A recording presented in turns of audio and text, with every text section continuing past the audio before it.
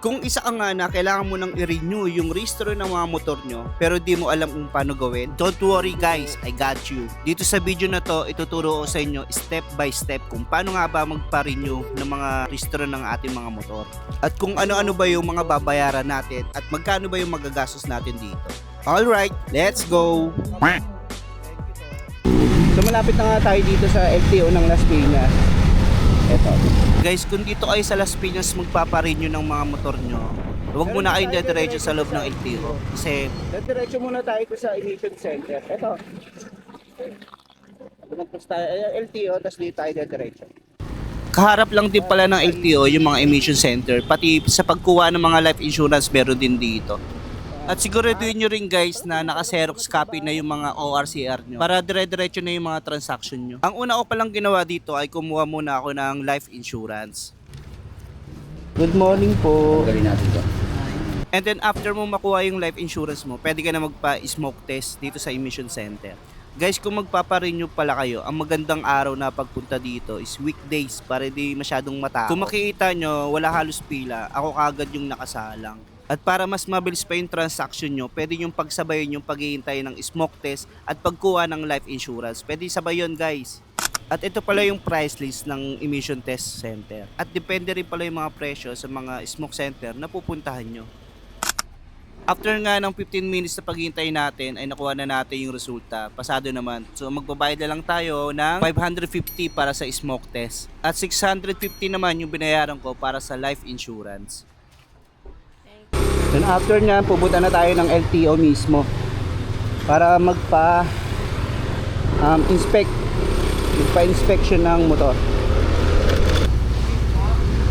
Tol, thank you. Thank you tol ah. Marami. Ingat. Mat sa lab.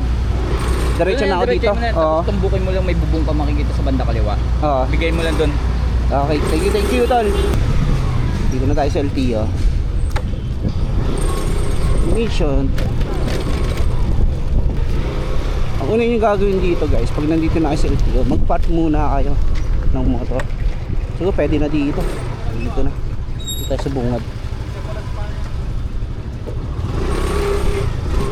Yan. Kunin na natin mga kailangan insurance, photocopy ng ORCR, pati yung pinag-emission test natin. And then pag nandito ka na sa inspection area, maghihintay ka lang. Checkin nila yung mga documents mo, yung mga emission test mo, mga life insurance, and then yung mga ORCR. Left and right. Sino na lang. Mga parking mo na rin. Kailangan guys, condition yung motor nyo pag magpaparenew kayo kasi talaga inspection yan.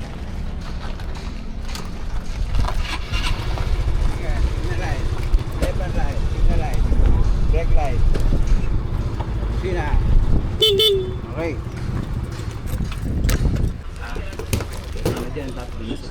Thank you po. And then after nila ma-inspection yung motor mo, ay pipirma na nila yung mga dokumento. You know, thank you bossy.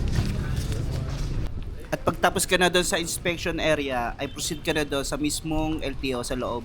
Dito ay ibibigay mo nga pala yung mga papeles mo, yung Xerox ng ORCR mo, pati yung sa emission test. And then after nyan ay papapilahin ka na sa window 9 para ma-receive mo na yung bagong OR at makapagbayad na din. Habang naghihintay nga kayo dito sa window 9 ay tatawagin yung mga pangalan nyo at bibigyan kayo ng stop.